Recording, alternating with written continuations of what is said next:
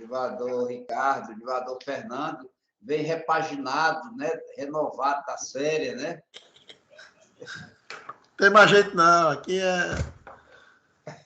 Tempo não perdoa. Não se faça advogado, meu nobre. Pois é, vamos em frente aí. Seja bem-vindo, Divador Fernando, retorno às férias merecidas. E sigamos em frente. A composição já formada. Eu peço a Deus que nos ilumine, né, nos nossos julgamentos nesta manhã. E peço também à doutora Natália que faça a leitura da ata da sessão anterior. Bom dia a todos. Ata de julgamento da Terceira Câmara Especializada Civil, realizada no dia 1º de março de 2023, publicada no Diário da Justiça número 9541, de 2 de março, e até a presente data não foi impugnada. Ata em discussão. Diante do silêncio da ata por aprovada. Bom, nós temos nove processos aqui em julgamento, todos da minha relatoria, por enquanto. E eu pergunto à doutora Natália se vai haver sustentação em algum deles. Não teremos sustentação. Tá. Então, eu vou anunciar inicialmente os feitos de número 2 e 3 da pauta. Número 2 e 3, que eu pretendo julgá-los em conjunto. Desembargador, esses processos são pedidos de destaque do desembargador Fernando Lopes. Sim, aí o que vai acontecer? Nós vamos julgá-los agora ou não? Eles estavam no plenário virtual e o desembargador Fernando Lopes pediu destaque para videoconferência. Eu acredito que o desembargador Fernando Lopes, o senhor vai proferir o seu voto?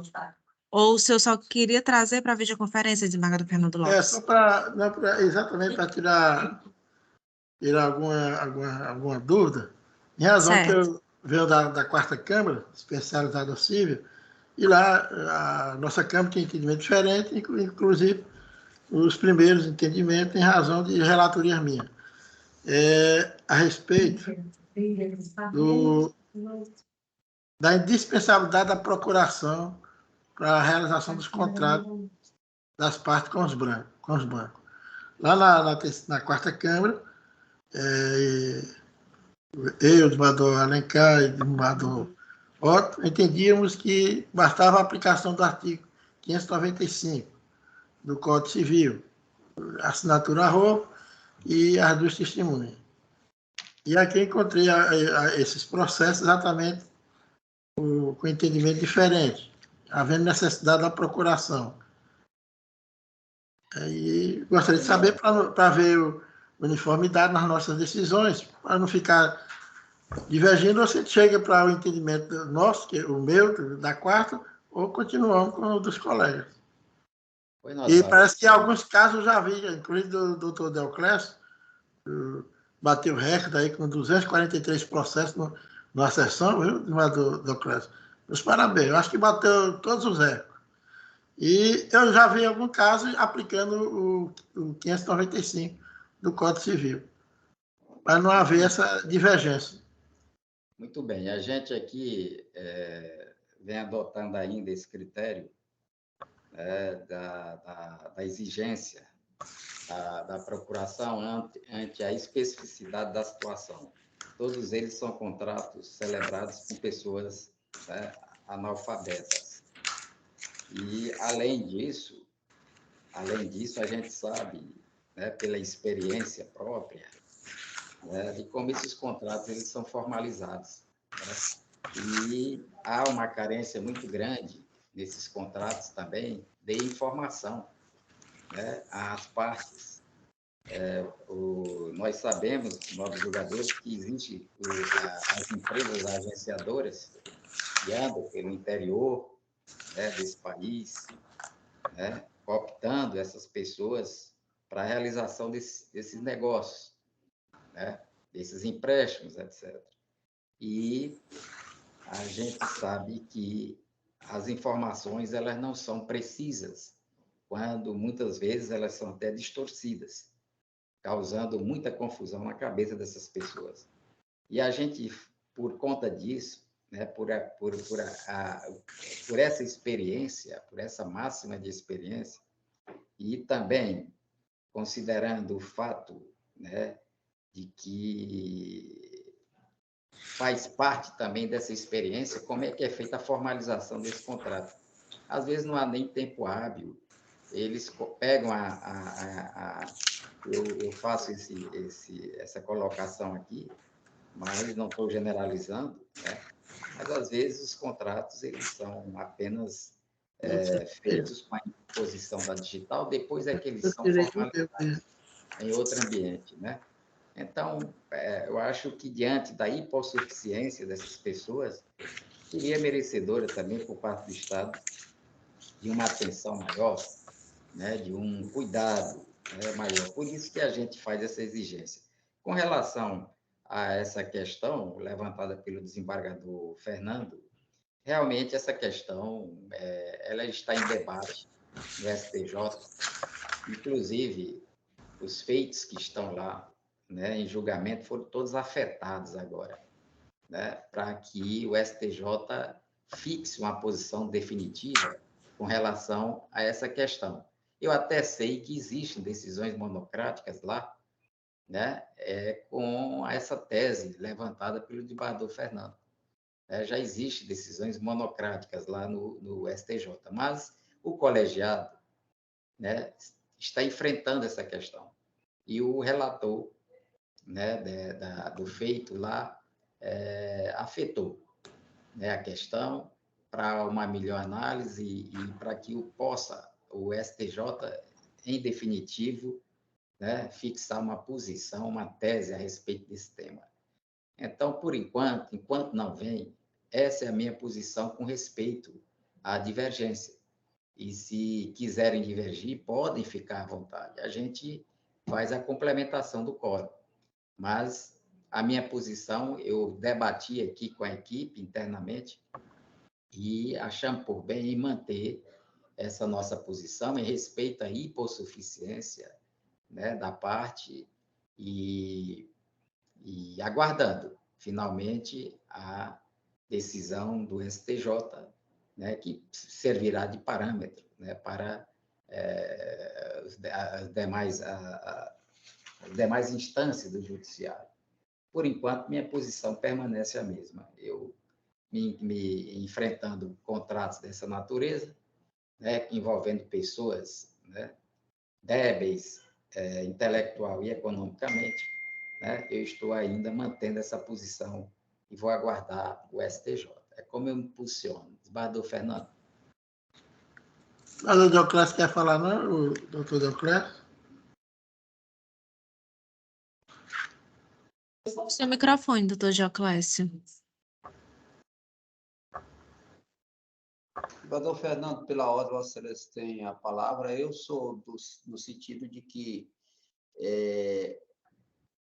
no que basta o 595, não faz muitas outras exigências. Por conta disso, eu sou muito... eu gosto de ser simples ou direto na interpretação, na hermenêutica desse dispositivo. E, então, eu já, em razão de outra Câmara também, já ter esse posicionamento. Houve, quando o desembargador Dourado chegou, ele tentou e modificou um pouco, tentando uma harmonização nessas interpretações, mas eu continuei cedi, claro, pela maioria, mas eu sou do sentido de que a interpretação literal do artigo 595 basta. O desembargador Gentil levanta essa questão da afetação. Eu gostaria de me manter, né, na interpretação literal do dispositivo. Pois não, desembargador Fernando Lopes.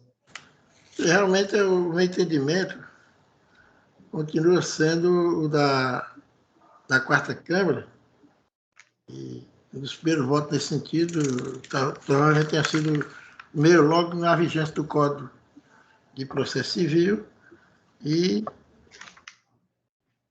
atendendo o que dispõe o 595 do Código Civil. Eu vou divergir e vamos para a ampliação, né, Eduardo Ricardo? Vamos para a ampliação do quórum, sem problema. Sem A problema. informação que eu tenho, 3 câmaras decidem nesse sentido. É só a nossa terceira que está havendo essa divergência. Pois não. Mas é assim mesmo, a gente tem que cada um ter o seu entendimento, né? E dentro do possível haver a uniformidade. Pois não. Outro questionamento que eu quero trazer aqui, também que é o entendimento meu lá da quarta Câmara, é quanto à atualização. Aqui eu vejo sempre Selic, né, colocando a atualização da citação nos casos materiais, dos danos materiais, e também nos danos morais. E lá na quarta Câmara e nas outras também, é no sentido de aplicar a súmula 54, que é, no caso de danos morais, do evento danoso, de cada desconto do indevido, a correção vem de lá. E o juro a partir do evento danoso. E a correção do arbitramento. Isso aí é unanimidade, ninguém diverge quanto a isso. Eu entendo que aplicando a súmula, as 2 súmulas, a 362, que é a correção, e a 54, que é a aplicação dos juros. Talvez a divergência esteja só com relação à forma de correção. A gente aqui aplica a taxa Selic, mas faz essa modulação com relação a danos materiais a partir da citação, danos morais a partir do arbitramento. Só que o índice que a gente utiliza aqui é a taxa Selic. Mas aqui a gente faz também essa modulação bem aí. Mas no dano moral aplica a Selic, né? A Selic para os 2, só que para os danos materiais a partir da citação, danos morais a partir do arbitramento. Dano moral, o arbitramento e o juro do evento danoso, que é lá da prática indevida. Os danos morais a partir da citação, né? Os danos materiais, né? Isso. E os morais a partir do arbitramento. Né? Isso. E o juro a partir do... Não, a correção, o índice a ser aplicado aqui, a correção monetária, né? Do arbitramento. A incidência de juros e correção monetária, né, sobre o valor da condenação, né, o índice que a gente determina que é ser aplicado é a taxa Selic, para os danos materiais a partir da citação e para os danos morais a partir do arbitramento, assim considerado como o momento, né, no qual se configura a mora. A Selic está abrangendo tanto o juro como a correção. A Selic é o índice aplicável para ambos, para os danos materiais e para os danos morais. Só que, se for corrigir esse valor da citação ou para os danos materiais, a parte vai ser prejudicada. Porque é para ser conveniente que seja do desconto, que faz mais tempo. Aí ele vai ter um juro maior. Vai ter uma correção maior também. E aí está sendo a citação. A partir da citação. Dos danos materiais a partir da citação. A partir da citação. Entendi, é isso. Também, se quiser divergir com relação a esse ponto aí, fique à vontade. Viu? A gente vai para a ampliação de quórum, por enquanto. Eu vou me manter fiel aqui aos meus decisos. Aliás, era essa a posição também adotada por toda a terceira Câmara na composição anterior. Né? Também se utilizava dos mesmos meios e índices e havia harmonização total aqui, quando dá, então, formação. Mas isso é normal de acontecer, quando altera a formação, chegam outros entendimentos, e nós temos que encontrar agora a harmonização final disso. Harmonização. Isso. Pois bem, a gente, naturalmente, que Vossa Excelência vai colocar o seu voto divergente. Eu quero dizer que, por exemplo, nesses votos, nos feitos número 2 e 3 da pauta, eu estou em ambos, o 30, 1, 2, 3. o 2 e o 3, por enquanto, 2 e o 3. Estou servindo aqui como parâmetro. Eu estou desconstituindo a sentença, né, por entender da invalidade desse contrato, vez que celebrado com pessoa analfabeta. O meu voto está aqui disponível, onde eu fixo as premissas do Código de Defesa do Consumidor, faço uma incursão sobre a questão da hipossuficiência da parte, né, do dever de informação, etc. e tal, e, assim sendo, eu anulo o contrato. E, diante da nulidade do contrato, a incidência, né, daqueles conceituários legais sobre isso, como, por exemplo, o reconhecimento da indenização por danos morais, fixada aqui no valor de R$5.000, né?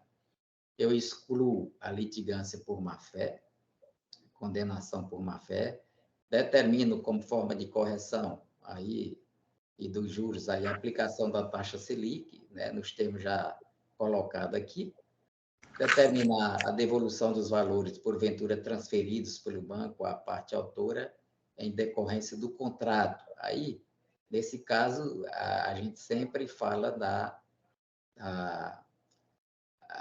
compensação aqui, né? Que deve ser compensado, porque em muitos desses casos em que a gente anula o contrato por defeito de forma, na sua formalização, por defeito pela ausência de procuração pública para esse fim, a gente determina que, em alguns casos desses aí, houve sim a transferência do valor, esse valor foi utilizado muitas vezes. Então, nesses casos, quando caracterizado isso, na fase de cumprimento de sentença, deve haver a restituição desse valor, como forma de compensação para evitar o enriquecimento indevido.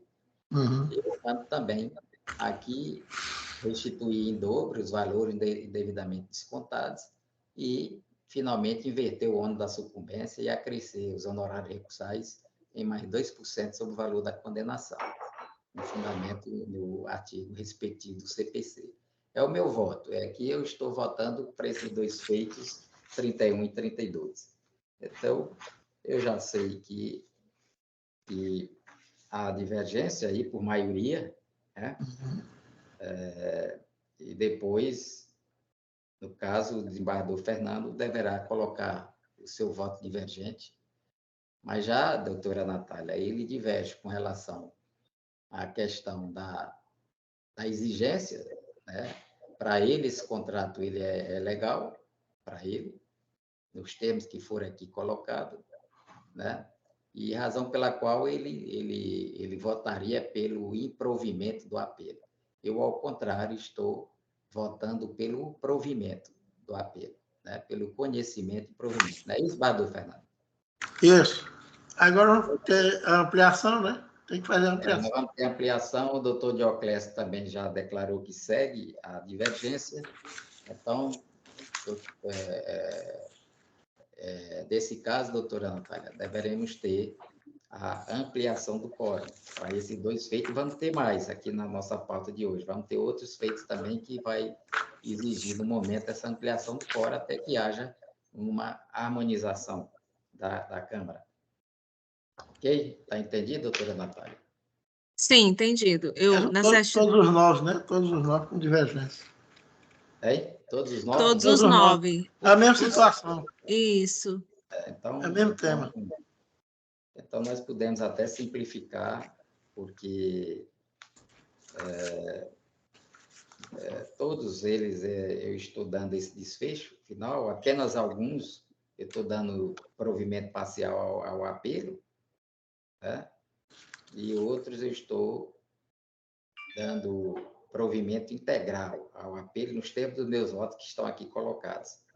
Mas sei que todos eles têm por fundamento essa questão do analfabeto. Então, fica, portanto, todos eles afetados aí pela divergência, e eu peço à doutora Natália que faça ampliação desse quórum para a próxima sessão. Faltou o doutor Dioclésio falar a respeito sobre a atualização. Sobre a atualização, também, quanto à atualização, eu sou favorável que o dano material seja a partir da citação, né? E o dano moral a partir do arbitramento, né? E também pela taxa Selic, né? Então, continua.